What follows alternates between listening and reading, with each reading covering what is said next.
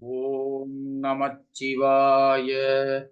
ஏகதந்த கஜமுகா லோகவந்த நிஜகுணா நாகச்சந்த புஜபலா மானந்த பாகிமா ஐந்து கரத்தனை யானை முகத்தனை இந்த இளம்பிறை போலும் எயிற்றனை நந்தி மகந்தனை ஞானக் கொழுந்தினை குந்தியில் வைத்து அடிபோற்றுகின்றேனே. இன்றைய நாளுக்குரிய திருமந்திரம் அது 4ஆம் தந்திரத்தில் நவாகிரி சக்கரம் எனும் தலைப்பில் 36வது பாடல். இந்த பாடலில் திருமூலர் நமக்கு கிடைத்திருக்கின்ற பொக்கிஷம் நவாகிரி சக்கரம்.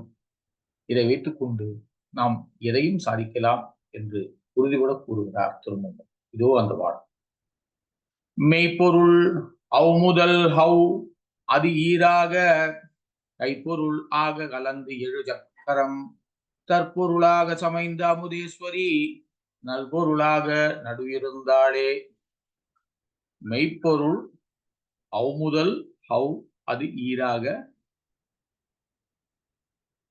உண்மை பொருளாக உணரப்படுகின்ற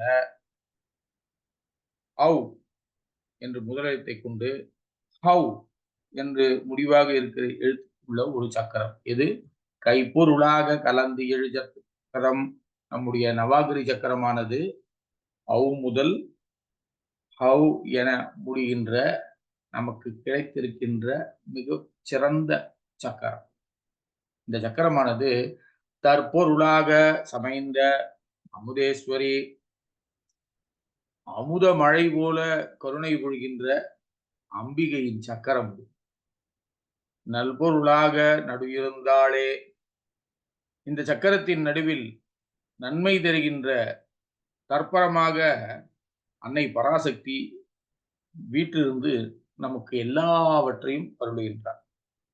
சிலர் இந்த நடுவிருந்தாளே என்பதற்கு நம் உடலிலே அவள் கலந்து விட்டார் என்றும் பொருள் கூறுவார். இதைத்தான் அவர் மெய்ப்பொருள் ஹவ் முதல் ஹவ் அது ஈராக கைப்பொருளாக கலந்து எழு சக்கரம் தற்பொருளாக சமைந்த அமுதேஸ்வரி நற்பொருளாக நடுவிருந்தாளே. உண்மை பொருளாக உணரப்படுகின்ற ஹவ் என்று தொடங்கி ஹவ் என முடிகின்ற அந்த நவாகிரி சக்கரம் நமக்கு கிடைத்திருக்கின்ற மிகப்பெரிய பொக்கிஷம். ஏனெனில் அமுத மழை போல கருணை பொழிகின்ற அன்னை பராசக்தியின் அம்பிகையின் சக்கரம்.